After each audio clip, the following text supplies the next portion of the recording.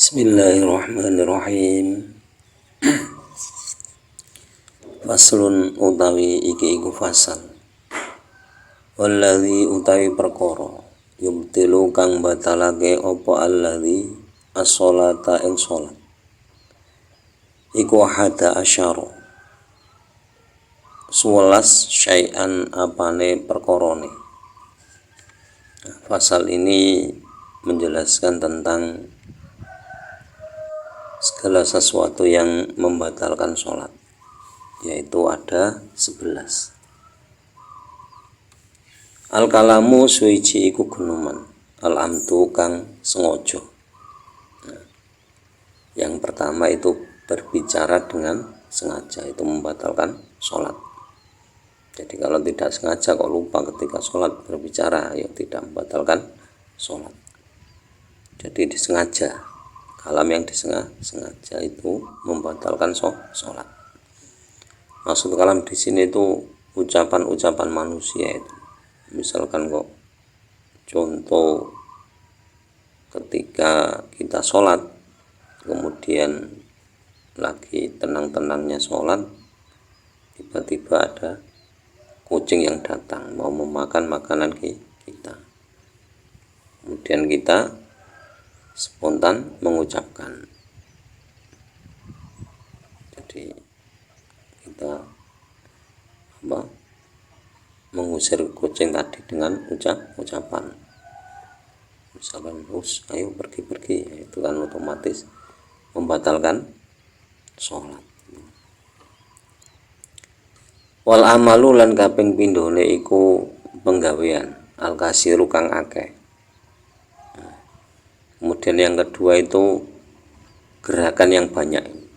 Jadi contoh gerakan yang banyak itu misalkan kita kan dari ruku, kemudian i'tidal sami Allah liman hamidah, terus tangan kita itu goyang terus, itu membatalkan. Atau ketika berdiri itu tubuh kita goyang-goyang terus, itu al-amalul kasir, membatalkan sholat.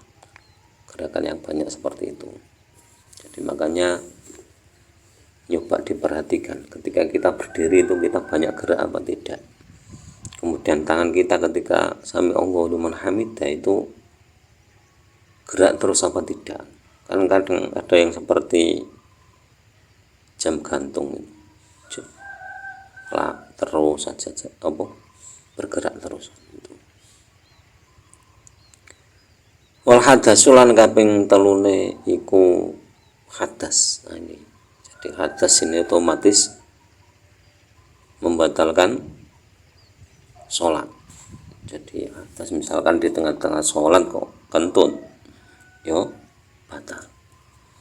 Ya, berbeda sama orang yang tidak mengetahui hukum, seperti cerita guyonan di kitab itu. Ada 3 orang yang sama-sama bodoh berjamaah, sholat berjamaah. Ada yang salah satunya menjadi imam. Kemudian makmum yang 2 tadi itu salah satunya kentut, sebut saja si A kentut.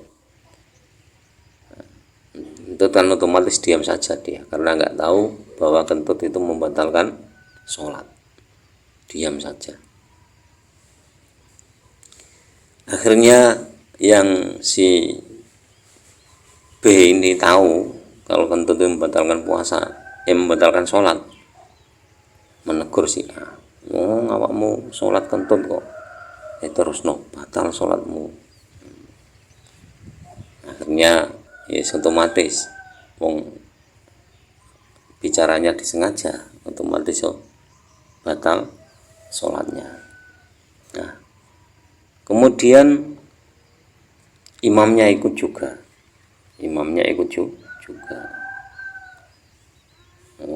Sholat kok bicara, kamu ya batal. Akhirnya apa? Ketiga-tiganya sholatnya batal. Itu karena mereka tidak memiliki ilmu bahwa yang membatalkan sholat itu bukan hanya hadas, tapi bicara yang disengaja juga membatalkan sholat.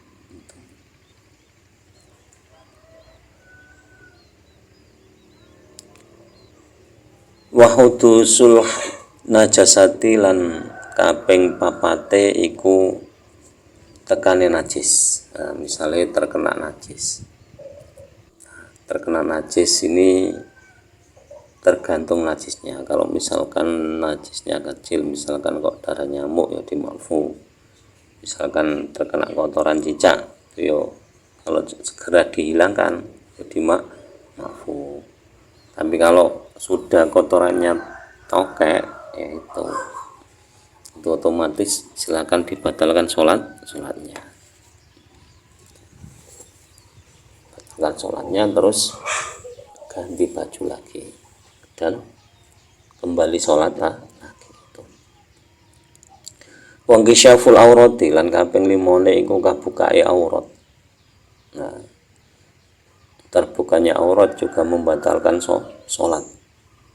Jadi misalkan kok ada angin kencang tiba-tiba auratnya terbuka dan tidak segera ditutupi. Karena apa? Sulitnya ditutupi karena ada angin. Itu otomatis sholatnya batal. Jadi yang membatalkan sholat perlu diingat terbukanya aurat. Makanya syaratnya kemarin menutup aurat. Karena terbukanya aurat membatalkan sholat. Beda kalau misalkan kok anak kecil yang baru belajar ikut sholat kan kadang pakai celana pendek ya wis biarkan, itu kan latihan, biarkan, yang penting bisa sholat dulu, nanti auratnya dibenahi sambil berjalan, bukan terus langsung diketati harus pakai sarung harus apa. Kalau anaknya tidak mau malah nggak mau sholat, akhirnya kan yang penting sholat dulu, nanti dibenahi selanjutnya. Mungkin di hari ketiga dia disuruh pakai sarung mungkin juga sudah mau itu. Wa taghyirun niyati lan kaping 6 iku owahe niat itu begini. Jadi terkadang orang sholat itu kan kadang niatnya bisa berubah. Contoh misalkan begini,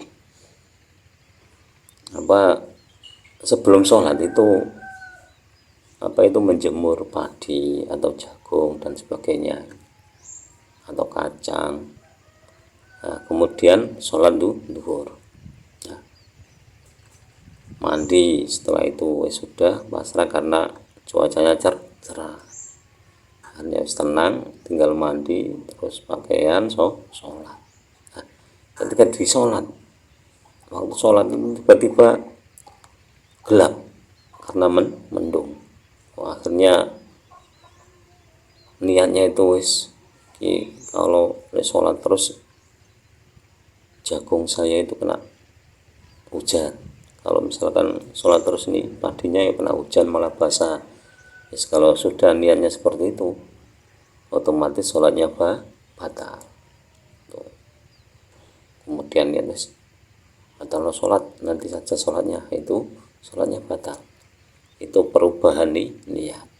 Jadi yang asalnya niatnya sholat kemudian berubah. Wastid barul kiblati lan kaping 7 iku ngungkuri kiblat. Jadi yang membatalkan sholat selanjutnya itu membelakangi kiblat. Jadi kan kadang ada sholat tentu saking asiknya itu bisa berputar. Nah itu kalau memang dalam hatinya cuma yang diingat Allah saja ya tidak batal menghadap kemanapun. Tapi kalau dalam keadaan sadar kok nggak menghadap kiblat otomatis batal. Itu istidbar kiblat. Jadi makanya di kemarin syaratnya itu ya harus menghadap kiblat dulu. Wal aklu lan kaping 8 iku mangan, kemudian makan.